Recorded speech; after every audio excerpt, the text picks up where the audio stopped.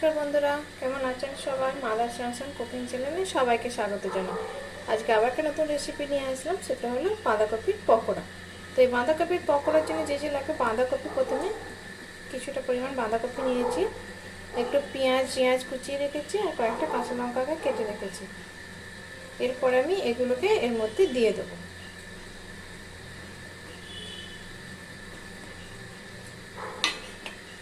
এরপরে অল্প করে নুন দিয়ে এটাকে ভালো করে চটকে নেব।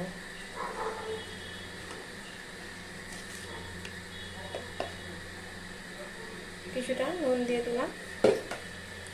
এরপর এটাকে আমি ভালো করে চটকে নেব।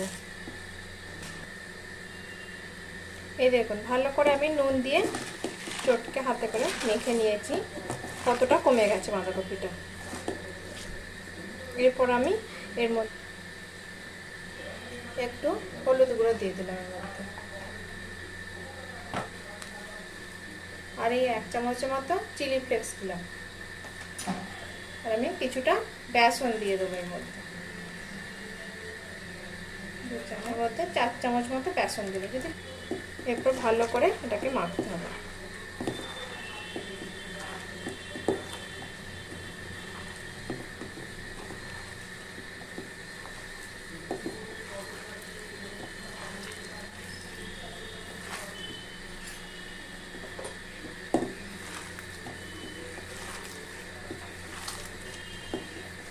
দু চামচ মতো ময়দা দেবো, 2 চামচ মতো ময়দা দিলাম। আবার ভালো করে এটাকে আমি মেখে নেব। ময়দাটা দিলাম, এটা ক্রিপসি ভাবটা হবে।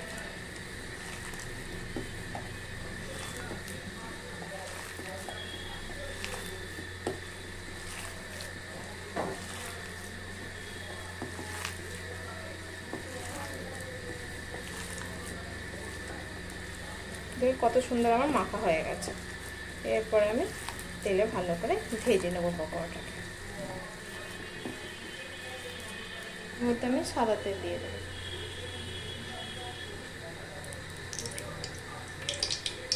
তারপর অল্প অল্প করে আমি যে বেসনটা মেখে রেখেছিলাম, এটাকে আমি বড়ার মতো করে দিয়ে দেবো অল্প অল্প করে।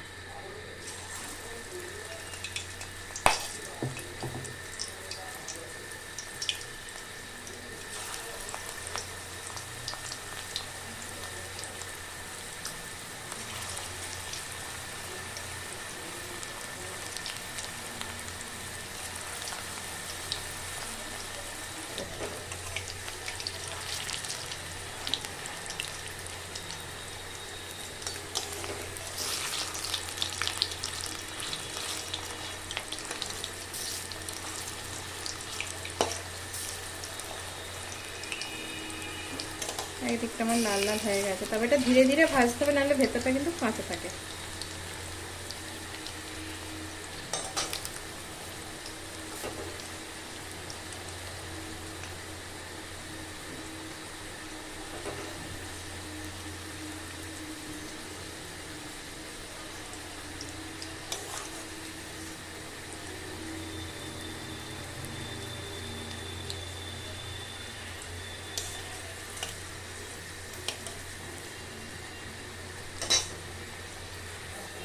এরকম বন্ধুরা আমরা উল্টে পাল্টে ভালো করে পকোড়াগুলোকে খুব সুন্দর করে ভেজে নিয়েছি।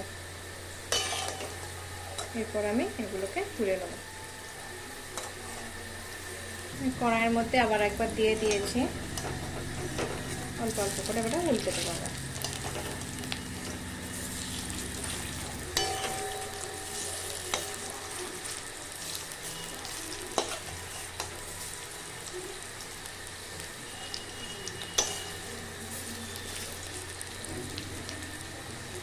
উল্টে পাল্টে ভালো করে ভেজে নেব। তো আমার এগুলো ভাজা হয়ে গেছে, এবার আমি সব তুলে সার্ভ করব। এই দেখুন বন্ধুরা, কত সুন্দর আমার বাঁধাকপির পকোড়াগুলো হয়ে গেছে। খুবই তাড়াতাড়ি হয়ে গেল। তো এই রেসিপিটা যদি আপনাদের ভালো লেগে থাকে, তাহলে প্লিজ লাইক, কমেন্ট, শেয়ার এবং আমার চ্যানেলটিকে সাবস্ক্রাইব করবেন।